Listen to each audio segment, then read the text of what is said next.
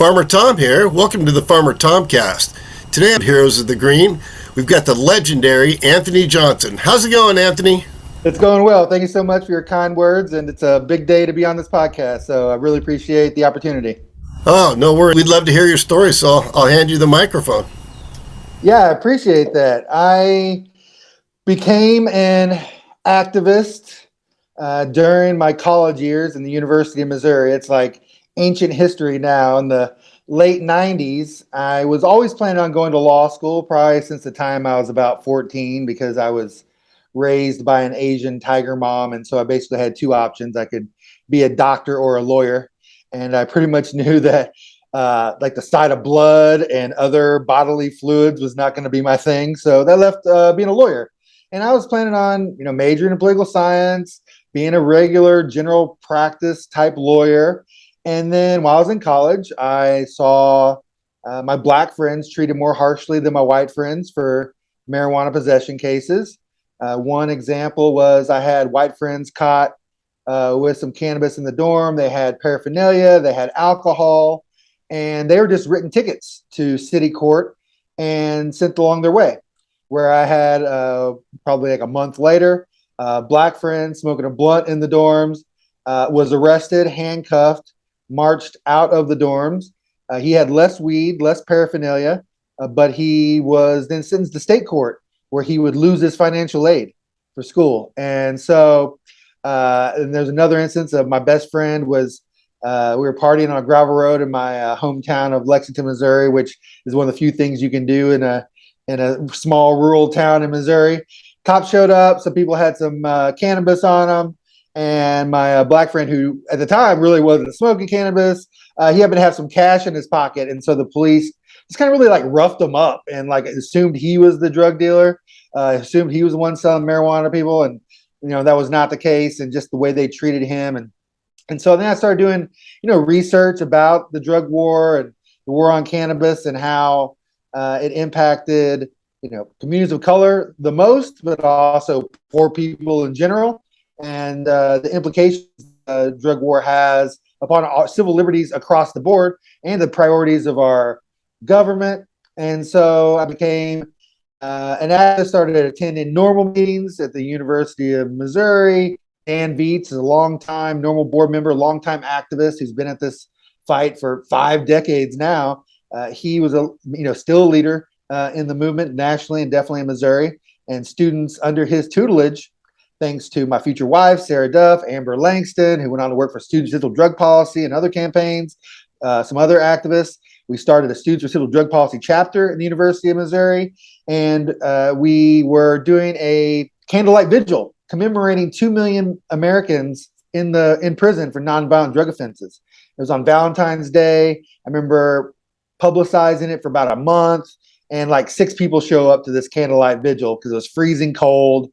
It's in Missouri, and so I was a little crestfallen and disappointed that hardly anybody showed up to this. But then I realized all these people are honking in support and showing us support, and so I was like, oh, people support us. They just, don't want to get out in the cold. In Missouri, particularly at that time, 1 gram, is on the books can be up to a year in prison.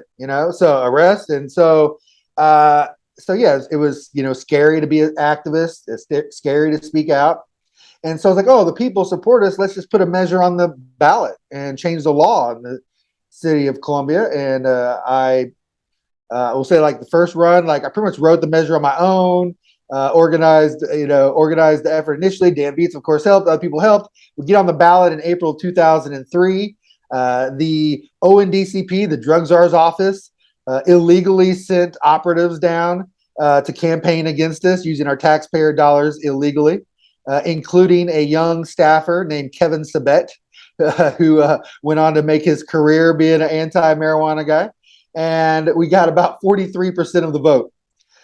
Undeterred, Dan Viets, other advocates, this time a much more collaborative effort, got right back on the ballot in 2004. We had meetings. We decided to split the measure we put on the ballot into 2. So we had 1 medical marijuana provision and 1 decriminalization provision, put them on the ballot in 2004. And really under the leadership of other people, particularly Amber Langston and Dan Beats and others, that measure passed with over 60% of the vote. And so that was a real boon to me and other young activists at the time. And for a lot of us, that was the only good thing that happened on 2004 on the ballot. And so then I went and practiced criminal defense for 2 years in Oregon.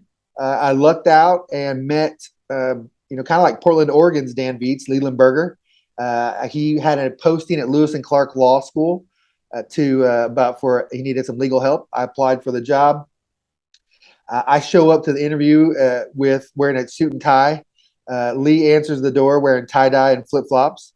I immediately think that I had overdressed.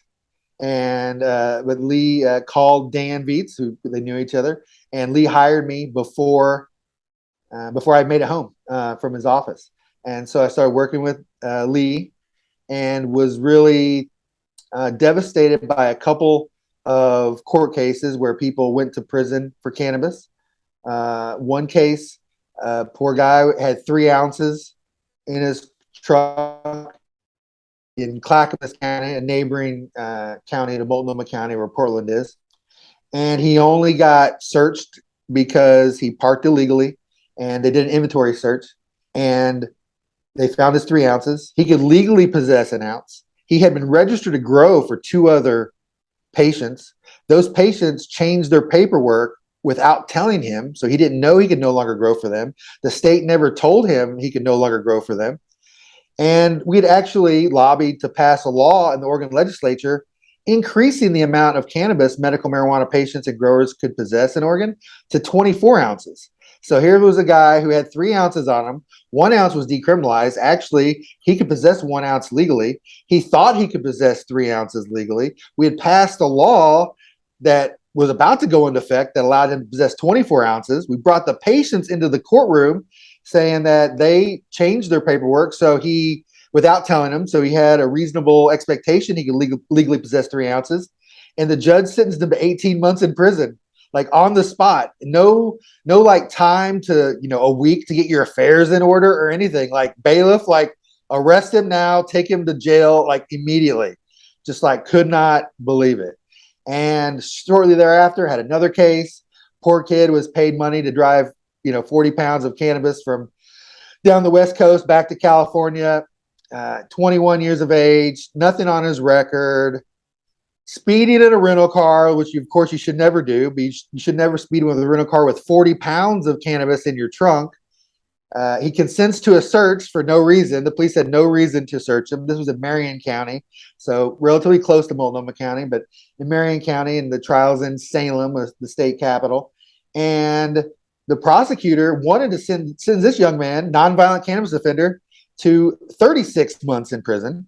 And thankfully, we defeated the aggravating factor of 18 months, but he still got sentenced to 18 months in prison. And I went home, told my wife that I was going to drink until I forgot that prison existed, got super drunk that night. But then I had client interviews in the morning, and I'm all hungover, having a hard time concentrating. And it struck me that it wasn't fair to this client that I'm drunk from my last client, and did a kind of a deep soul searching dive. It's like, could I do this work and see nonviolent drug offenders, nonviolent people for cannabis go to prison while I stand next to them at sentencing? And I just realized I couldn't do it without being an alcoholic and really killing myself early. And when I would tell, friends and family back in Missouri how I was devastated that a client of mine got 18 months in prison for 40 pounds. They're like, you got the guy a great deal, like in Missouri, he could have got 20 years, It's like, yeah, I understand that, 18 pounds doesn't seem like much for, 18 months doesn't seem like much for 40 pounds, but the case went on for a year, and I got to know him and his girlfriend. And when his girlfriend and his mom are crying in the courtroom, it was devastating to me. And so, fortunately, a job opened up with Voter Power, an organization led by John Sajo, who's a legendary grower, legendary activist in Oregon. Lee Berger was their legal counsel. A job opened up as their political director and running one of their medical marijuana clinics in Portland. Took a job with them. A few years later, I'm chief petitioner of a medical marijuana dispensary measure that doesn't pass. But then we passed medical marijuana in the legislature. And then in 2014, I had the honor of being chief petitioner of Measure 91, which legalized cannabis in Oregon. It was funded very much by the same folks that funded the legalization measure in Washington. We had a couple of things going for us that Washington did not. For one, Washington and Colorado both, went first. And so a lot of the people that funded Washington's measure, didn't know what could pass and were real conservative in how they wrote the law. So you folks in Washington had a per se driving under the influence law for active THC metabolites, and you had no home cultivation, which is really a detriment to this day. And by going second, there's polling being done, and so now home cultivation polls better. Driving under the influence isn't such a like a red herring, such a red flag as far as needing a per se amount. And I was the only chief petitioner on the measure. And so when you only have one and only chief petitioner on a ballot initiative, it's really a bad position to be in, because if that chief petitioner dies, your initiative's done. So that's why you normally would have 2 or 3 chief petitioners. But nobody else really wanted to step up to be a chief petitioner, because you're on the hook for following campaign finance laws and signature gathering laws. And activists had just gotten fined 2 years earlier, $65,000. So understandably, nobody wanted to put their neck out. I did. But because I was the one and only chief petitioner, that at least put me in a position to negotiate with funders and other powers that be to say, Oregon, we cannot have a per se DUI. That just cannot be on the ballot. We can't have it where medical marijuana patients are fearful that they can't ever drive. And additionally, we have to have some type of home cultivation. And the funny thing about that was I basically asked for like 24 plants that we could grow. The funders are like, no. And I was like, how about 12? And they're like, no. I was, how about 6? And they're like, no. It was like, how about 4? They're like, okay, 4. I was like, all right, we get 4. We get 4. So at least we got 4 plants to grow. And then after the fact, we have lobbied in the legislature. We met Measure 1 with about 56% of the vote. The following year, we expanded the law, reduced criminal penalties even more, decriminalized possession limits even more, and we added expungement provisions. And then now fast forward 6 years later, I'm chief petitioner along with 2 other harm reduction advocates to decriminalize personal possession of all drugs, really taking a big swing at the war on drugs and utilizing cannabis tax revenue to fund drug treatment recovery and harm reduction programs. So that passed last year with 58% of the vote, a landmark drug policy measure. At the same time, medicinal psilocybin mushrooms passed. I had the honor of meeting the chief petitioners, Tom and Cherie Eckert, while they were drafting the measure, and they gave them some advice on that measure and put them in touch with some good people that carried that measure to the finish line. And next year, there's going to be licensed and regulated psilocybin therapy centers in Oregon. So, and in between that, I helped draft the early medical marijuana laws in Missouri, helped consult on the marijuana measure, medical measure on the ballot in Nebraska, decriminalization measure in Kansas City, Missouri that passed, a few other, defeats of business bans in Oregon. So it's been a wild ride up and down, and so that's probably a nice rundown of my story as far as involvement in the cannabis movement and industry. My wife and I, we are very minority owners of 2 medical dispensaries in Missouri,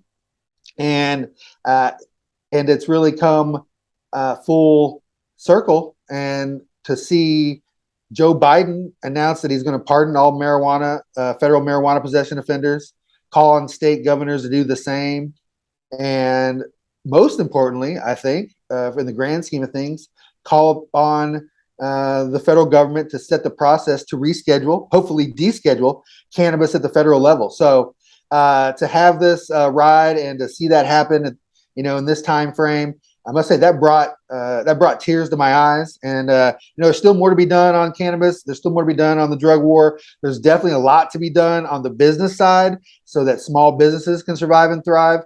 But all in all, I think the cannabis movement in general, even though there are so much more to do, I think we can be real proud of the accomplishments we've had, namely keeping more and more people out of prison, protecting the freedom of more people, and helping patients and people have more access to a life-saving and helpful plant.